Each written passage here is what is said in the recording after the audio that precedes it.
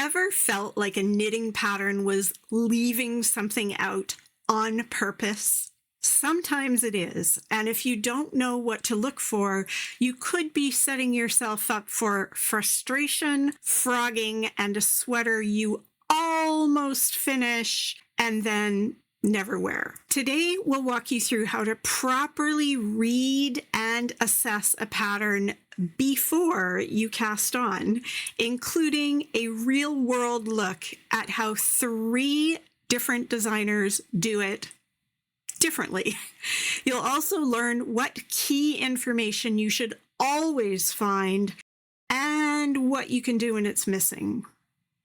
Sorry, Oscar, I searched Ravelry and I couldn't find a single one. Needles up, let's get to class. Lesson number 1. The most important part of reading a pattern is reading it. I get it. That seems obvious, but be honest with me. We all know we're supposed to read through a pattern before starting it, but do we? No. Even I don't read every word of a pattern, but I do check it over thoroughly, focusing on a few key elements. I expect a good knitting pattern to include the following: a clear description of the finished item, including the style and intended fit, the construction method explained up front, top down, bottom up, modular, knitted in pieces. Yeah, right, Oscar. I want to see finished measurements for each size, and I want to see lots of measurements, not just the finished bust. Schematics. There should be an outline drawing of the project plus the finished measurements, either on the schematic or adjacent. A materials list, specific yarn details, weight, both weight category and the actual weight of the yarn itself, yardage, fiber content, needle sizes, all that kind of stuff. Gauge information, including both stitch and row count, preferably in stockinette and in any special stitch patterns. A list of techniques that are used, especially if there are less common ones, and a really good, consistent, and standard abbreviation key. I also want photos showing multiple angles and details, including a full sweater shot, and a bonus if it's shown on more than one size and on different bodies. Hopefully there are tutorial links for special techniques or even built-in tutorials.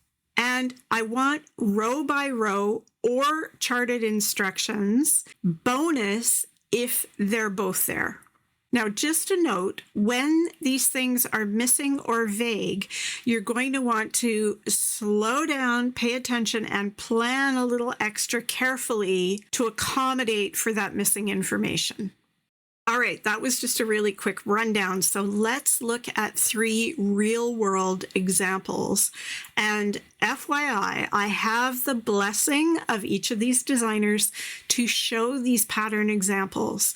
For the paid patterns, I will be blurring key parts of the projects to protect the designer's intellectual property. We're going to start with Tin Can Knits and their free pattern Flax. This is a super beginner-friendly tone pattern with very clear section headers, really excellent size and schematic info, and a million sizes. Tin Can Knits is the best at size inclusivity. Great photos showing lots of different angles and variations. Technique tutorials built right in and linked, and really clear row by row instruction. Tin Can Knits patterns are a gold standard for accessible, all levels friendly patterns. The only caveat I will say about Tin Can Knits patterns is that they are so size inclusive. There's a lot of numbers to wade through, and it can be a bit tricky to make sure that you're staying focused on your numbers. There are 3 ways to deal with this. Physically, you can take a highlighter and highlight every number in every group in your size. Alternatively, you can make yourself a 1 or 2 page pattern blueprint that contains only the information that you need to build your project. I have a video on how to do this. There's a link there, and there'll be a link in the description box. And the final and definitely the easiest way to do it for Tin Can Knits patterns is to download their app, where you choose your pattern, input your preferences and your size, and the app walks you through the pattern line by line for your size and modifications, and it's free. And if you want to know more about the app, you guessed it, I have a video up there and down there. Go check it out. And next up, we've got Patty Lyons. Her patterns have a really interesting, colorful, easy to read layout. She has really detailed sizing specifications. There are construction notes at the beginning. There's a great key. This particular pattern that we're looking at is part of a video class. So it includes lots and lots of links to Patty's tutorials on her very own education platform. I've done Patty's video classes, and they are amazing and an incredible value. There's a link to her education site down in the description box. Please go take a look. She has fantastic abbreviation lists and really clear written and charted instructions. Patty's patterns are truly a masterclass in thoroughness for people who like their instructions with side notes and options and nothing left out. And finally, we've got Thea Colman, whose brand is Baby Cocktails, and she names every one of her patterns after some type of cocktail. This pattern we're looking at is Mastia, which is a Greek liqueur. And as you know, if you're a regular around here, I am a huge fan of Thea Colman. I always seem to have one of her designs on my needles or about to be on my needles at any given time. I'm wearing one of her latest design publications, Kalila, which is named after a Scotch. I was a test knitter for this pattern, and I've tested other patterns for Thea, so I can attest personally to her care and concern about getting her patterns right. She has tons of information up front about construction. It's all described conversationally. It's easy to read. It makes sense. Her sections are very clearly laid out. I do recommend highlighting her headings because they don't stand out quite as much as they do in the other patterns. They're not bigger or bolder. So just grab your highlighter and highlight them. Makes it that much easier to track where you are in a pattern. She includes tons of information in her patterns about modifications and things to watch out for while you're working on each section. Really good explanations of how the shaping is going to work. And her schematics are a little different. They're hand-drawn schematics with the measurements listed separately. Now, I'm not sure I actually have a preference about style of schematics as long as the information is all there. And she includes beautiful photographs with lots of details from lots of angles. She's a really thoughtful pattern writer for the knits with a drink in hand crowd. Damn straight I can, Oscar. Let's take a quick minute to talk about the instruction at the same time. At the same time means you have to track two sets of directions at once. One set might say decrease at the neck edge every 4 rows, while the at the same time the direction is increase at the center every 8 rows. At the same time directions are one of the best illustrations of why you should read through your pattern, or at least read through each section before you move on and start working it. At the same time instructions are easy to miss. Here are some tips for how to make sure you don't miss them and how to manage them. Grab 2 different colored highlighters and mark each set of the instructions separately in different colors. Just a little tip that will help bring those 2 sets of instructions to your attention and remind you that they are happening at the same time. You can use 2 different sets of running markers to keep track of the row counts for each of those instructions. I have a whole masterclass on how to use running markers and what they are and why you're going to love them. Link, go watch. Let's just talk about charts for a sec. Some patterns will give you only charts and not corresponding written instructions. If you are chart averse, you do have an option. Well, you actually have a couple of options. You could write out line by line instructions yourself.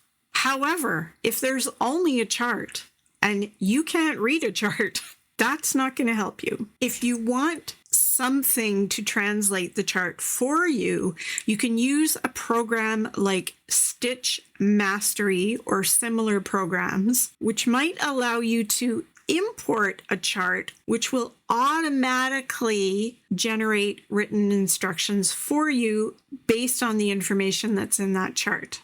Now, of course, Stitchmastery is a paid program. It costs money, and there's going to be a time investment and a learning curve in doing all that. But it might be worth it if charts are just a complete roadblock for you and you really want to knit that particular pattern. It's also possible that some of the free chart creation software would do the same thing, but I haven't played with those enough to recommend any of them. If you know how to use them and if you've used them for this purpose, please tell us all down in the comments and help out your fellow chart challenged friends. Or if you want to try and get over your chart comprehension issues, I have a video for that. All right, here are a few more tips for pattern preparation before you start knitting. I have said this before, I am Gen X, so I print stuff on paper, but you don't have to. There are some great digital methods out there for highlighting and adding notes to screen-based patterns. But let's just talk about highlighting in general. So take your highlighters and highlight your selected size throughout the whole pattern. Write your size in big print at the top of the first page and the needle size that works for your gauge. As I said earlier, you might want to highlight all the headers or any specific construction notes that you want to make sure you don't miss when you get to that point. It could be months from now. Write notes in yourself if you need to. Make note of all the important shaping points and all instances of stitch counts that show up after shaping rows. I can tell you from experience that I know I could have saved many hours of frogging and re-knitting if I had only taken my own advice and stopped to check my stitch count when I see these. I almost wish that they would yell at me, "Don't pass go until you've counted." And again, you want to make sure that you are aware of anything that says at the same time. Note all of the key techniques that are listed and go brush up on any of them that you don't know. Practice them in your swatch so that you've got them down before you start knitting that project. And remember, you can create yourself a blueprint so that nothing sneaks up on you mid-project. And last, we're going to look at how to read repeats. Repeats are sneaky little traps that can cause about 95% of knitting meltdowns while reading a pattern. Here's what you need to know. The asterisks, the little stars, mean repeat the instructions between these stars until you hit the end of the row or until the next instruction. Parentheses and brackets group actions together. So when it says repeat asterisk instruction asterisk 5 times, it usually means 5 times total, not an additional 5 times. I always like to see that word total after repeat instructions so that it makes it really clear how many times you're doing that repeat. I also recommend reading complex rows out loud. It can help solidify it, and you might also catch a mistake by doing that. And if you think you have caught a mistake in a pattern, please reach out to the designer. And I know sometimes the designers don't respond or aren't particularly forthcoming, and there might be reasons for that. It shouldn't be happening with independently published designs, but you might find that you don't get direct designer assistance if that pattern was published in a magazine or by a yarn company or on some other platform. In those cases, that designer isn't necessarily responsible for the way those pattern directions were written, and they may not even have written that pattern at all. They might have just submitted the design itself. And in that case, you'll need to reach out to the publisher for assistance, not the designer. I just thought I'd pop that in there in the defense of pattern designers, because I've had a fair number of people in my comments say, well, I reached out to the designer and they weren't helpful, or they didn't answer me. I'm just saying this might be why. So next time you crack open a knitting pattern, you will now know exactly what to look for, and you won't be caught off guard mid-armhole or neck shaping. Now, fess up and tell us what trips you up about following patterns. Was any of this today helpful? If so, you know what to do. And if you have more tips or better tips, let us know. Here's a link to my whole series of masterclasses so far. I say goodbye. Oscar says goodbye. Needles down. Class dismissed. Bye.